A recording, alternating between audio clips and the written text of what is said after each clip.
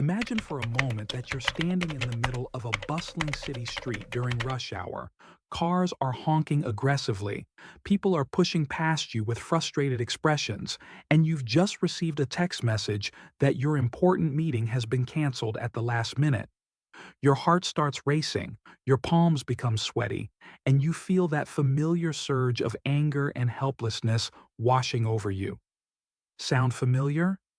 Now picture this same scenario, but instead of feeling overwhelmed, you take a deep breath, acknowledge what's happening around you without judgment, and respond with complete emotional equilibrium. You recognize that while you cannot control the traffic, other people's behavior, or unexpected cancellations, you have absolute power over one crucial element: your reaction to these circumstances. This isn't some fantastical superpower or unrealistic expectation.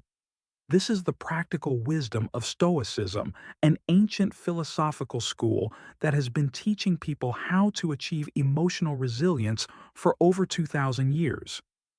Welcome to our exploration of Stoic life lessons, where today we'll dive deep into one of the most transformative aspects of this philosophy: emotional stability and the art of maintaining inner peace regardless of external circumstances. The Stoics understood something that modern psychology is only now beginning to fully appreciate: that our emotional well-being isn't determined by what happens to us, but rather by how we choose to interpret and respond to those events.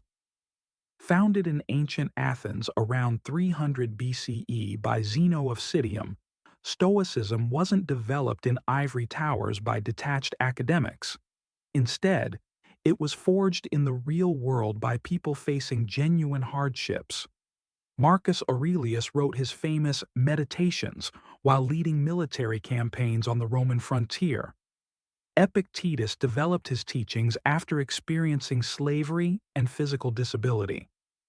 Seneca navigated the treacherous political waters of imperial Rome while managing vast business enterprises. These weren't individuals living sheltered lives. They were people who understood suffering, loss, betrayal, and uncertainty intimately.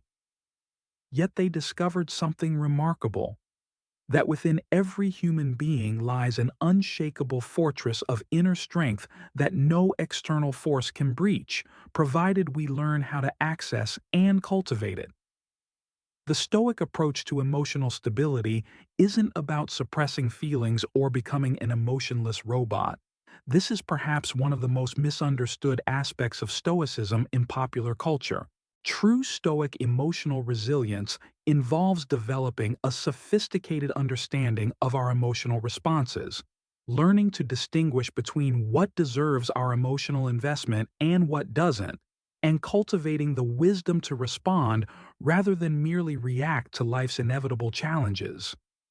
Consider the fundamental Stoic principle known as the dichotomy of control. This teaches us to clearly distinguish between what is up to us and what is not up to us. Our thoughts, judgments, decisions, and actions fall into the first category. These are within our sphere of influence. Everything else, other people's behavior, natural disasters, economic fluctuations, even our own past mistakes, belongs to the second category. When we truly internalize this distinction, something profound happens. We stop wasting emotional energy on circumstances beyond our control, and instead channel that energy into areas where we can actually make a difference. This isn't passive resignation. It's strategic emotional intelligence that allows us to be far more effective in our responses to life's challenges.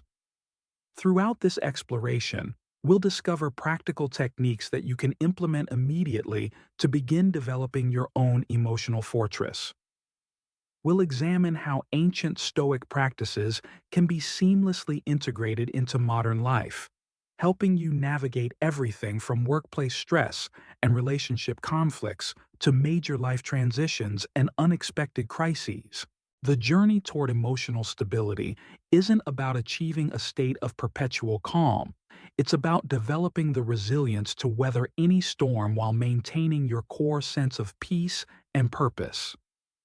Are you ready to discover how the wisdom of ancient philosophers can revolutionize your emotional life in the 21st century?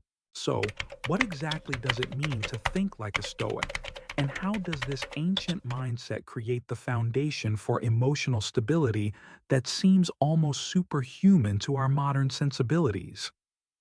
The answer lies in understanding a revolutionary concept that the Stoics discovered long before modern cognitive psychology caught up. Our emotions are not direct products of external events, but rather the result of our judgments and interpretations of those events. This insight is so fundamental to emotional resilience that it deserves our complete attention. Epictetus, the former slave who became one of history's greatest teachers of inner freedom, expressed this principle with remarkable clarity. It's not what happens to you, but how you react to it that matters.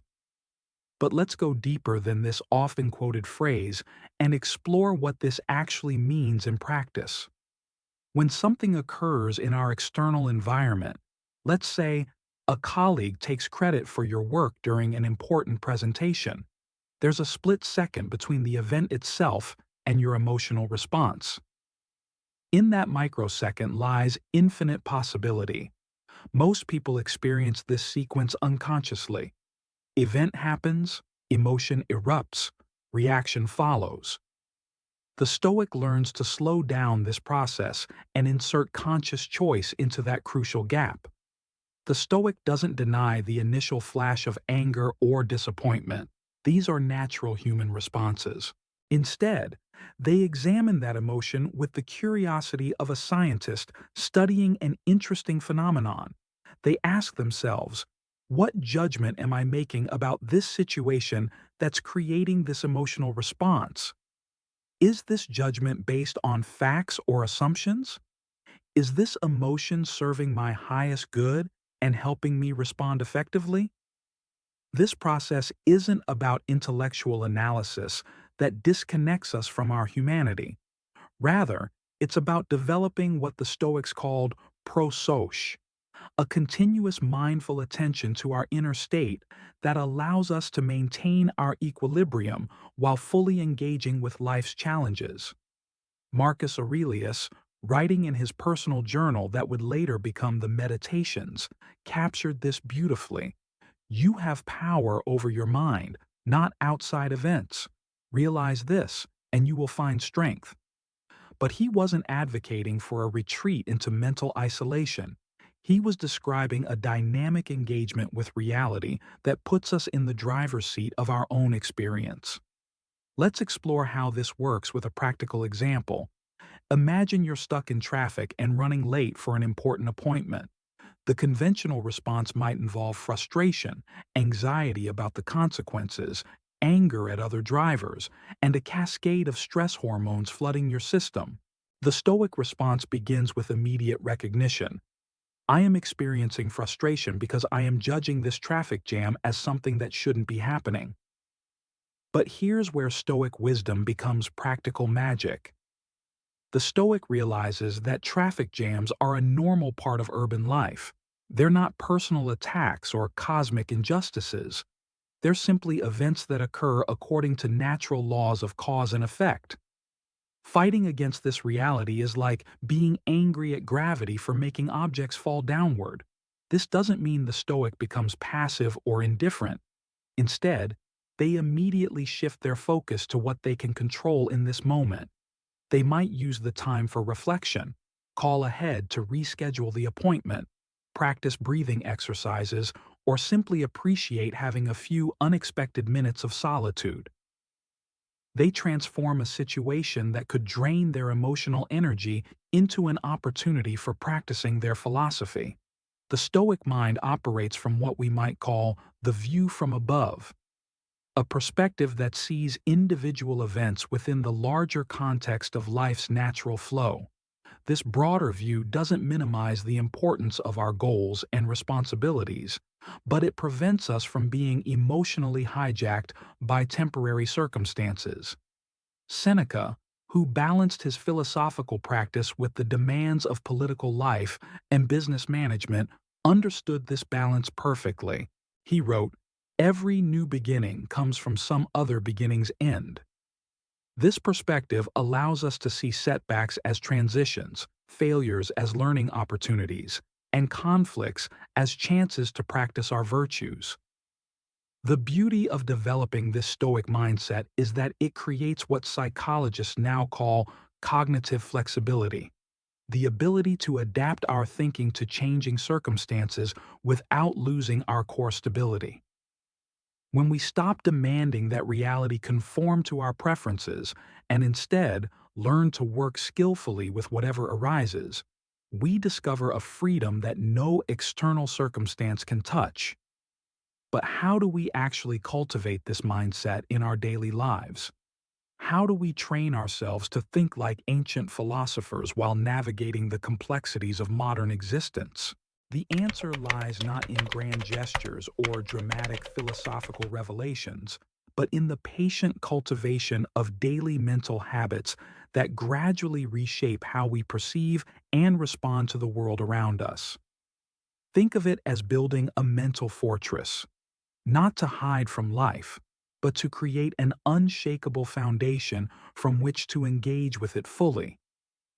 The Stoics understood that philosophy without practice is merely intellectual entertainment. They developed specific exercises and techniques that modern neuroscience has validated as remarkably effective for building emotional resilience. These aren't abstract concepts to contemplate, but practical tools to use every single day. Let's begin with what Marcus Aurelius called the discipline of desire, the practice of wanting what happens rather than demanding that what we want should happen. This might sound like passive resignation, but it's actually the most empowering shift you can make in your relationship with reality. Every morning, before you check your phone or dive into your daily responsibilities, spend 5 minutes mentally preparing for the day ahead. The Stoics called this premeditatio malorum, not pessimistic thinking, but realistic preparation. Visualize potential challenges you might face: a difficult conversation with your boss, unexpected delays, technical problems, or interpersonal conflicts. But here's the crucial part. Instead of imagining these scenarios with dread, practice seeing them as opportunities to apply Stoic principles. Tell yourself, if my presentation doesn't go as planned, I will use it as a chance to practice grace under pressure. If someone criticizes my work, I will listen for any valid feedback while maintaining my inner equilibrium. If I face rejection or disappointment, I will remember that my worth isn't determined by external outcomes. This mental rehearsal isn't about expecting the worst, it's about removing the element of surprise that often triggers our most reactive responses. When challenges arise, you'll find yourself thinking, here's one of those situations I prepared for. Now I get to see how well I can apply what I've learned. The second daily practice involves what Epictetus called the dichotomy of control, the continuous sorting of every situation into two categories: what is up to you and what is not up to you. This sounds simple, but most of our emotional suffering comes from trying to control things that are fundamentally outside our influence. Throughout your day, whenever you notice stress or frustration arising, pause and ask yourself this fundamental question: is what's bothering me something I can directly control, or is it outside my sphere of influence? If it's outside your control, other people's opinions, the weather, traffic, the past, the future, or the ultimate outcomes of your efforts, then your only rational choice is to accept it completely while focusing your energy on what you can control: your thoughts, your responses, your effort, and your character. Seneca practiced a particularly powerful evening exercise that modern practitioners find transformative. Each night before sleep, he would review his day like a gentle judge examining evidence. not to criticize himself harshly, but to learn from his experiences. He would ask, "Where did I react from emotion rather than wisdom today? What triggered my anger or anxiety, and how can I prepare differently for similar situations? Where did I successfully apply Stoic principles, and how did that feel different from my usual reactions?" This isn't about perfectionism or self-criticism. It's about developing the observer mind that can watch your own thoughts and emotions with compassionate detachment.